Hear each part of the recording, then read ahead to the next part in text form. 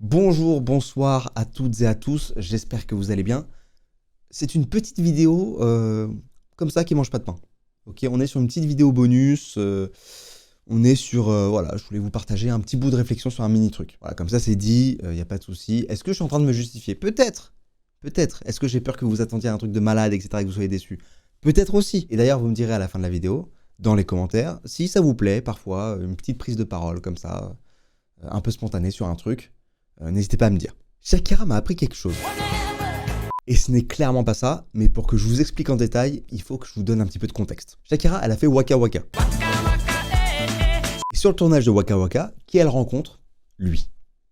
Lui, c'est Gérard Piqué. Alors, c'est pas du tout un français, c'est un espagnol. Plus précisément, il vient de Barcelone. C'est un gros footballeur espagnol et il a notamment gagné la Coupe du Monde en 2010. Celle justement où Shakira a chanté Waka Waka. Les deux donc se rencontrent et un an plus tard, ils commencent une relation. Ils ont 2 enfants en 2013 et en 2015. Et en fait, 12 ans plus tard, donc c'est-à-dire à peu près maintenant, ils font un communiqué pour dire qu'ils se séparent. 12 ans, c'est déjà bien en vrai. Alors, est-ce qu'on a plus d'informations sur la séparation? Eh bien oui, depuis quelques mois, il y a des rumeurs. J'ai l'impression d'être... On est dans la presse people. Donc depuis quelques mois, on a des rumeurs de tromperie en fait. Notamment parce que Shakira, elle a remarqué que les pots de confiture, ils descendaient à une vitesse un petit peu trop rapide lorsqu'elle n'était pas là. Ce qui laisse penser qu'en fait, Gérard Piqué, il faisait pas ses petits déj tout seul, quoi. Parce que c'était le seul à manger de la confiture. Et il n'est pas censé manger aussi vite de la confiture. Donc voilà. Et après, elle a embauché un détective privé. Je vous la fais courte. Alors la meuf avec qui Gérard la trompe, on n'est pas sûr à 100%, mais en tout cas, celle avec qui il sort aujourd'hui, c'est sûrement la même, c'est Clara Chia.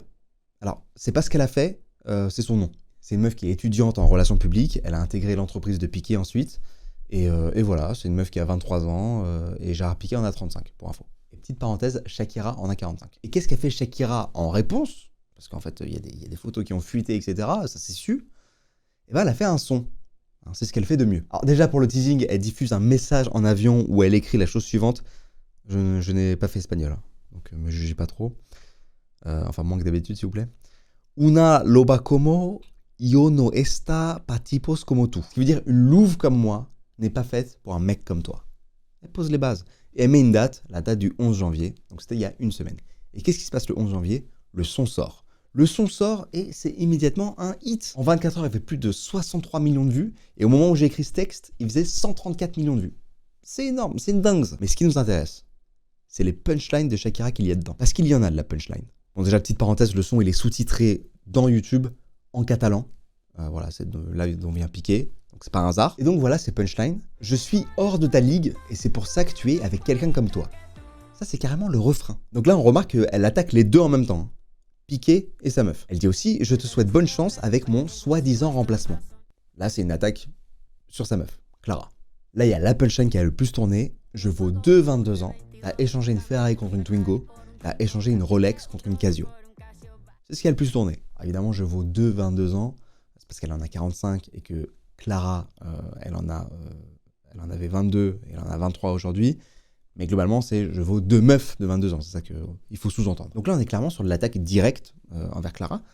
Et elle rajoute, elle a le nom d'une bonne personne, claramente. Donc clairement, ce n'est pas comme ça que ça sonne. Donc c'est pas vraiment une bonne personne. Attaque directe encore. Là, on est vraiment... Il n'y a pas de doute. Donc Shakira, elle est vénère. Et elle a toutes les raisons d'être vénère.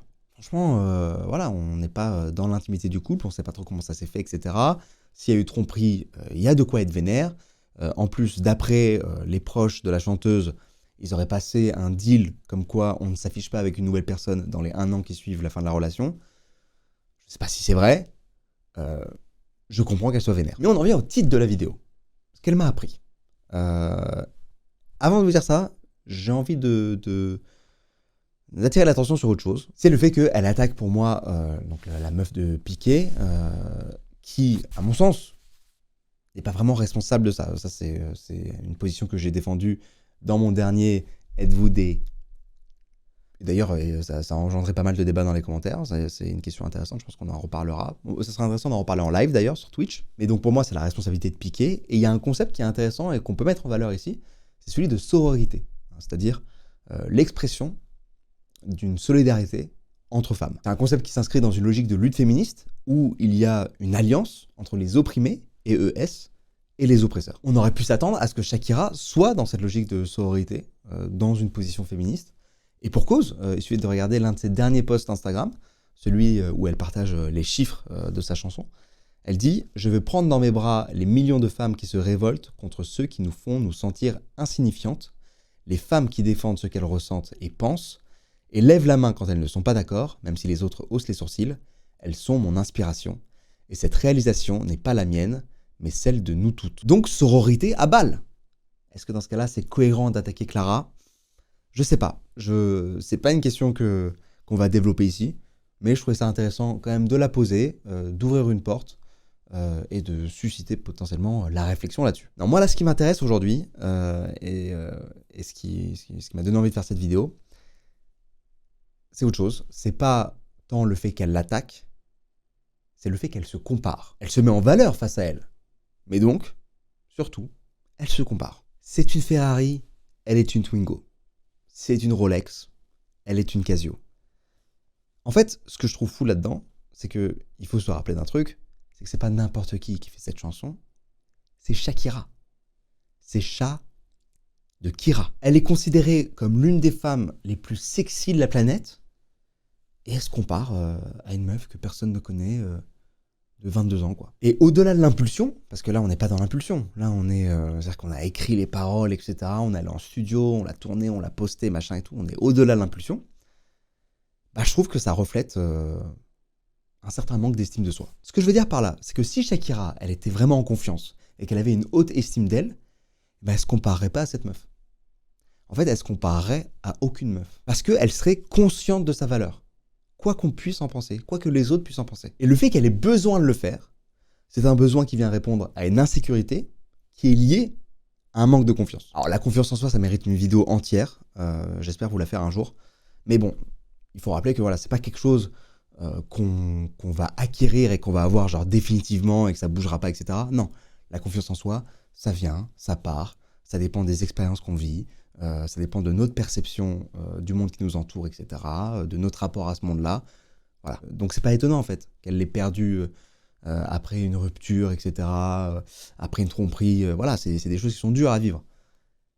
Mais moi, ce que je trouve fou, c'est que jamais j'aurais imaginé Shakira se comparer à une meuf de 20 ans de moins qu'elle. Personnellement, ça m'arrive régulièrement d'avoir des problèmes de confiance ou plutôt d'estime de moi, où je vais me comparer à d'autres mecs, des mecs que je vais trouver plus forts, plus beaux, plus talentueux, plus intelligents. Je sais que vous êtes surpris, mais je vous assure que ça existe. Et je m'étais souvent demandé est-ce que si j'avais percé de ouf, si j'étais genre une superstar, si j'étais genre, je sais pas, le Thomas Pesquet de la France, parce qu'il n'a pas de sens parce qu'il est déjà français, vous voyez ce que je veux dire, mais je veux dire, si j'étais Thomas Pesquet en France, quoi, c'est ça que je veux dire. Est-ce que j'aurais eu les mêmes problèmes?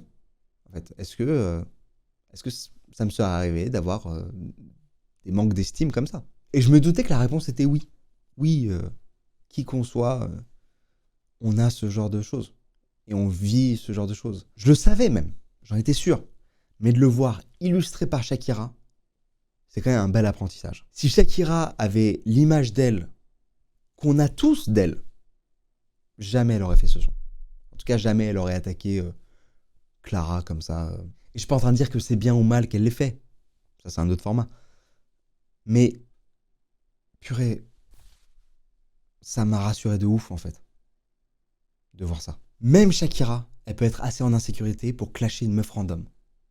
Voilà, franchement, je me dis, la prochaine fois que tu doutes, que tu te compares à quelqu'un, voire même que tu te sentes menacé par quelqu'un qui sort de nulle part, dis-toi que même Shakira, elle a ses phases, quoi. Et qu'en fait, on a beau avoir tous les attributs inimaginables et possibles comme elle, et on n'en reste pas moins des humains, quoi. Juste simplement des humains. Avec tout ce que ça comporte de doute et d'insécurité. Et je trouve que quelque part, ça rassure de voir ça. Voilà. C'est ça que m'a appris Shakira. Et je voulais vous le partager. Parce que je me suis dit que peut-être que ça vous intéresserait. J'espère que cette vidéo vous aura plu. On se retrouve la semaine prochaine pour une nouvelle vidéo. Love, peace. Ciao.